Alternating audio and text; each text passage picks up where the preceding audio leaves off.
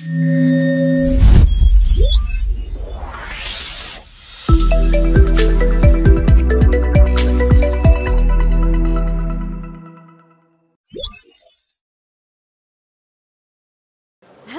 Africa, and welcome once again to this interesting series of the IATF 2025 Aquaba, to this interesting event that is unfolding in Algiers, the city, the white lovely city of Algeria.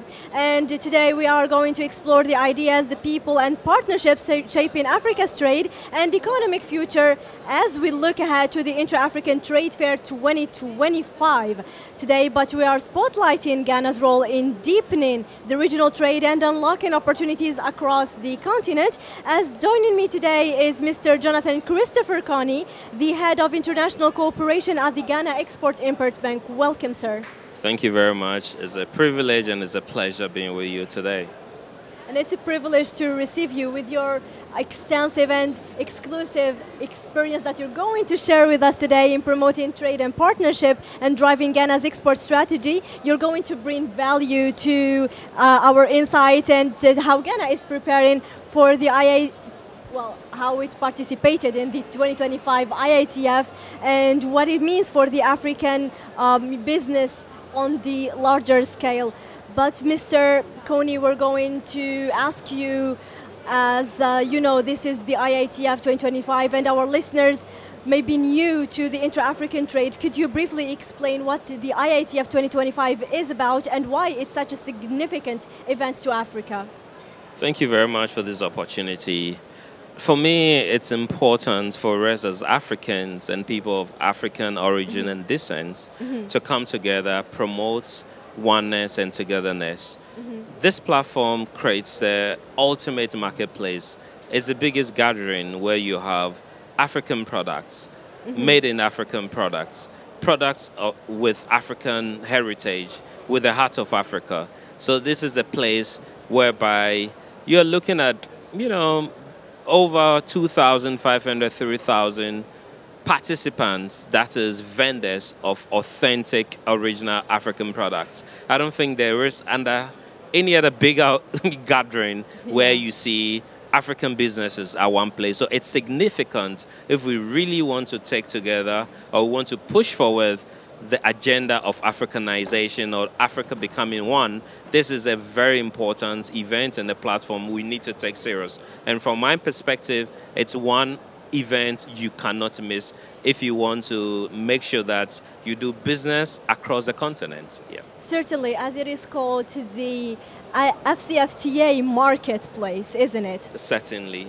And from your perspective at GEXIM, what are Ghana's main priorities going into the IATF 2025? Ghana as a country, we are in a new dispensation.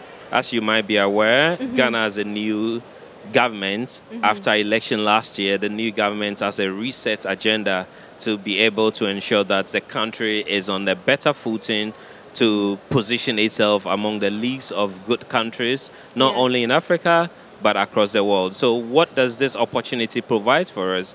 We want to say to the world that we are open for business. We want the rest of the world to look at Ghana as a place whereby they can trade, whereby they can bring their investment, whereby they can collaborate with Ghanaian businesses, Ghanaian entrepreneurs. We also taking advantage to use this opportunity to explore where we could have new markets or market access for Ghanaian products as well. So for us, it's very important knowing very well that we are able to go externally and also invite people onto the African continent here. But since Ghana is looking for partners and to showcase its product, I'm going to ask you which sectors or industries is Ghana especially looking to showcase at the trade fair this year? Ghana is an agrarian country and we are vastly in agriculture. However, we are looking at going into the value chain from the markets to the consumer, manufacturing, adding value and all that. So we are looking at sectors within the agri-business value chain. We are looking at garment sector. We are looking at food sustainability. What are the tools, the resources, the infrastructure that could be built to ensure that there's food sufficiency for the country? How are we able to position ourselves that we scale up our production to be able to produce and export to the international markets. These are some of the immediate priorities for us as a country. It is. And Ghana is also known to be one of the biggest cocoa producer in Africa. Certainly, Ghana is always number one. It is, along with other nations, but Algeria is also one of the best chocolate producers in Africa. So is there any collaboration considered in this field? I think it will be, for us, it's important. What we've done over the period, or what is happening, is the fact that we produce largely cocoa. We don't do a lot of the chocolate producing. So what we're looking at doing is how do we build synergy? How do we partner to even set up some joint ventures, bring in some technology to ensure that we're able to scale up as well. Yes, there is a Ghanaian company that's actually even gone into the United States to set up there because there's a technology there and they are sending their cocoa there. So I think there is a lot of potential. There's opportunity for Ghana, Algeria collaboration. A few nights ago, I was at the dinner whereby you have the chamber of the Algerian businesses, the CEOs, where we were exploring, having conversations on what the possibilities are. It was exciting to know there's a fund company, I think Condor. I actually met the management and it was quite exciting. It's something we think it could be replicated, across the continent, yes. Yes, it is. It is always interesting to explore I'm going to call them opportunities when met at the right place and at the right time. Certainly. But it is. And how do you see the IATF 2025 serving as a platform for Ghana to attract strategic partners and investors? It's been a great time for us. We had what we call the Ghana Day yesterday. So it was held in collaboration with the ECOWAS Commission. What did we seek to do with Ghana Day? Ghana Day was an opportunity for us to let the rest of the world, or everyone who is here, to know what Ghana stands for, what we seek to do. It was also an opportunity for the Ghanaian SMEs here to explore potential for businesses, partnerships, and all that. We want to say to the world that we are open. We want businesses to be in Ghana. We want to trade. We want to encourage people to look in the direction of Ghana, Yes, and Ghana has a lot to offer, so certainly this is an opportunity for other investors to explore the country. And many Ghanaian businesses are small and medium enterprises, but what is GEXIM doing to ensure the SMEs take full advantage of the IATF 2025? What we are doing as an GEXIM, what are fundamentally, we as a company has a mandate, one, to help the governments of the day to position the Ghanaian economy into an export-led one. How do we achieve this? We need to provide requisite and adequate funding for Ghanaian companies to be able to produce a lot, not to feed Ghana alone, but to feed the rest of the continent. In that sphere, they can produce and use the free trade area as a springboard to send their product to exports across the continent, yes. And talking about beyond Ghana, how do you see the IATF influencing trade news and collaboration across wider African markets?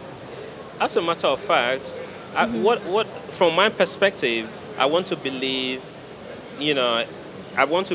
it is an opportunity to resolve some of the challenges we have when it comes to trading across the continent. It's sad to know that I'm Ghanaian.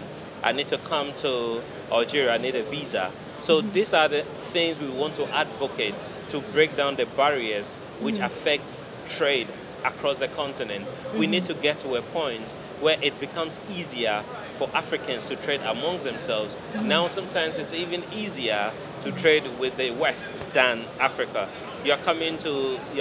Sometimes it's difficult to access some African countries. You need to even go to Europe before you can come back to Africa. And some of the visa restrictions and all that. So in as much as GEXIM, we are doing the funding, we also want to work with the Secretariat to ensure that some of these bottlenecks are resolved and, we are able to allow for free movement of goods and services across the continent. That is going to help thrive African businesses, yes. Indeed it will, especially if the policies would be brought or updated to fit the AFCFTA and to ease the trade between African nations. But as we're coming to an end, unfortunately, as we are tight on schedule, my before the last question to you is, if you look beyond 2025, what is your vision for Ghana's role in Africa's trade future over the next decade? Like I indicated earlier on, Ghana is positioning itself to take advantage of all platforms, whether locally, internationally, to be able to trade, to help Ghanaians to be out there. I want to send this message to the whole world that Ghana is ready. Ghana wants to trade. We are ready to support any policy initiatives. We are ready to support, whatever ways possible to ensure that there is adequate, there is sustainable trade across the continent, yes. And any last word you would like to say to our audience that is following us across the continent, actually even beyond the continent? What would you like to say to them? It's been great being in Algeria for Inter-Africa Trade Fair.